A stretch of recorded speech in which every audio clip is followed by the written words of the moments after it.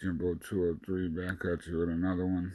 Uh, I'm just going to read you a story about a rehab center in the city of Milford, Connecticut, where uh, we decided to put one of our loved ones when they were rehabbing from an injury a few years ago.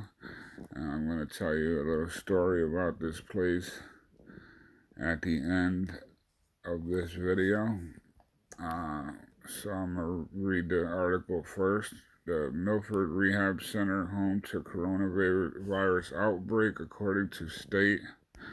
A Milford Rehab facility is suffering from a large-scale coronavirus outbreak, state health officials confirmed Friday. At least one family says they were never warned of a possible cluster before their loved ones died of COVID-19.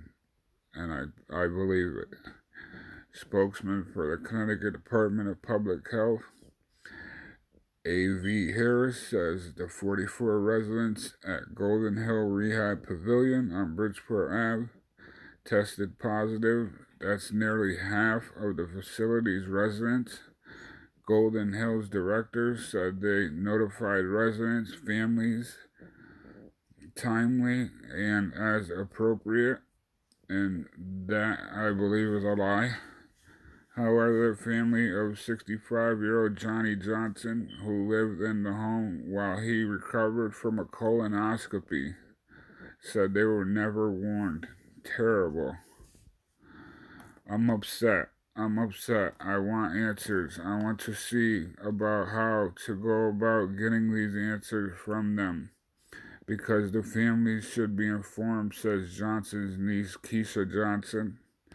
Connecticut Public Health Commissioner Renee Coleman Mitchell said they are working to get more information out to nursing home families.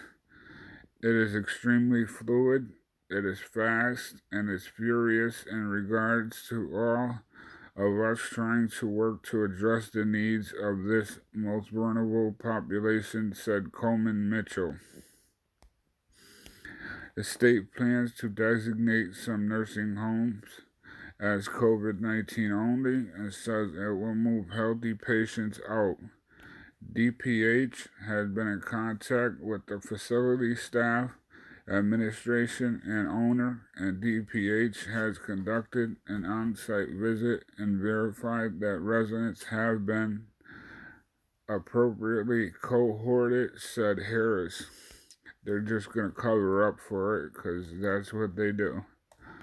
Johnson's family wonders if he would still be alive today if they had more information sooner. He never called home. We never received a call from the facility or nowhere. There's no information. We don't know how to get the information, says Keisha Johnson. In a statement, Golden Hill Rehab Pavilion Executive Director Andrew Wildman said, "We have positive COVID cases and are following all CDC protocols. We are the first in the state to stop all visitors and the first to start taking daily temperature of our staff. We have plenty of personal protective equipment.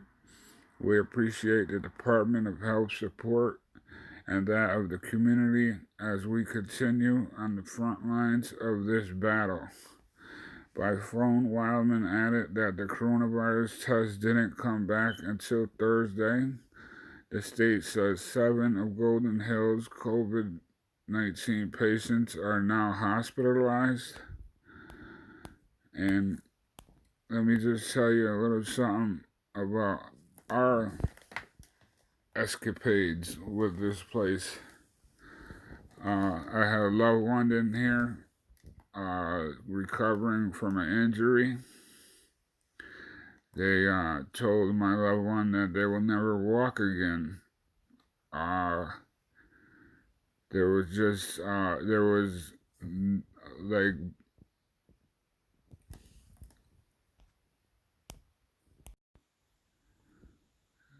sorry about that. But there was also male patients walking into female patients' rooms in the middle of the night without any staff knowing, and the staff supposed to be in the hallway, watching each room, and you can see straight down the hallway, so you should be able to see a guy walking around the hallway aimlessly and going into someone's room in the middle of the night. Also, I seen personally a lady who had one leg getting driven there by one of their facility vans. The guy flew around the corner. This lady goes flying out of her wheelchair because they didn't have her strapped in, and flew onto the floor of the ambulance. And the guy said, "Not his problem." The guy said it's not his problem, and just whipped her out of the ambulance, and that was that. Also, when it was time for my loved one to get their medicine, the doctor says, or the nurse would come and say, "Well, we got an 8-hour grace period to get them their medicine, which is much needed." 8 hours? That's not true. They absolutely do whatever they want in this place. These people are horrendous. This is my opinion and only my, what happened to us. So I can't go speak for everybody. But this place, our experience was horrendous.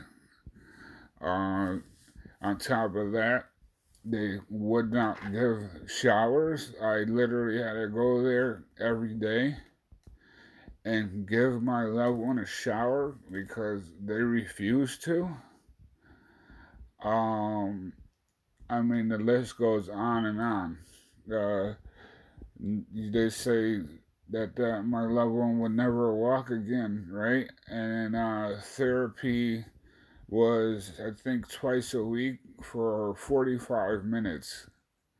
So, how are you going to get anybody to try to even walk again if you're giving them 45 minutes or an hour and a half a week? You understand? Literally, you order, they give you a menu. What do you want for food? Well, I'm allergic to this, so please don't bring this. I'll take this. You order something, they bring the thing you're allergic to. Well, you can't have something else because this is what we bring, and that's it.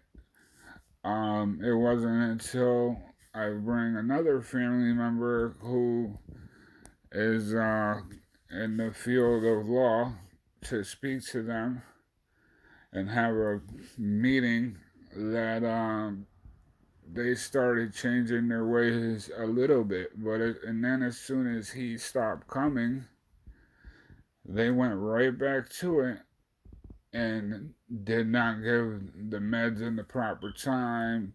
The health was totally deteriorating. I watched everybody in this place health deteriorate. The families were all pissed off. This place is horrendous. I don't care. I'm speaking out. It's my own opinion. It's what I seen with my own eyes. This place is no good. And for the money they charge for your loved one to be in there, it is horrendous. If you have loved ones and you want proper care, I'm telling you from my experience, I would not send another loved one into that place. This place is the worst that I've seen. And we lived in the ghetto and sent our loved one to Milford where things are supposed to be better. And it was the worst that I've seen.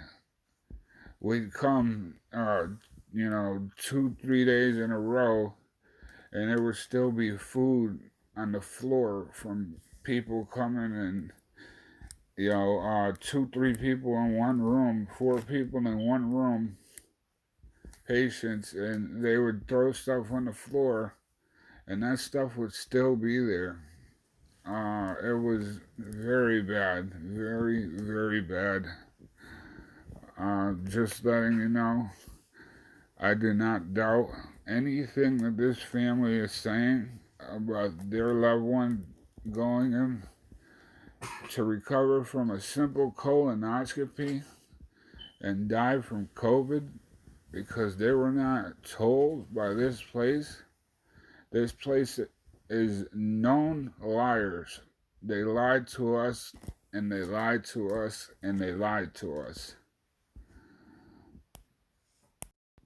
Sorry, the Bluetooth keeps disconnecting, but this place really, really, everything that we were told about, we were lied to. Every concern we bring up, they say, yeah, we'll have that fixed. Never fixed a thing. They are known liars in my book. That's what I dealt with. I'm not saying everybody should feel this way, but just take heed at what I'm telling you. This is what we dealt with. Now, I'm not saying everybody deals with it, but from what I've seen with my own eyes, these people do not treat people right. And I do not think that this family of this man that died is wrong. They probably were never notified, and this place is going to cover their own ass and say they were notified because that's what their history is from my experience with them. So again, these people need to be outed, and it needs to be known that this is the type of stuff that's going on in this place. Please be careful with this place, guys. And the family of Mr. Johnson and the rest of these people that are still living with this in there, be careful. And Mr. Johnson's family, I would go after them because they're known liars. They done it to us, and I'm sure they're doing it to you. They're probably telling you that they told you about it, and they did not. I can guarantee it, because that's exactly the way they treated us. They charge a ton of money, and they lie to your face. Well, I'm not gonna get too much deeper than that, but this is Jimbo 203. Just letting you know our experience there, and also when my loved one, I finally was able to take them out of there and have a nurse come to my loved one's home and go through teaching them how to walk again and all this stuff. And my loved one is walking, working, and doing perfectly fine today now that she got out of that place. So, this is just an example. I'm not saying that everyone has the same experience, but this is what we dealt with. So, be careful. God bless, guys. Have a great night. Jimbo 203. Like, comment, and subscribe. It's the family of Mr. Johnson. I'm sorry that you're going through this. We dealt with the same thing. And it's just sad that this day and age, these people are doing stuff like this. God bless. Have a good one.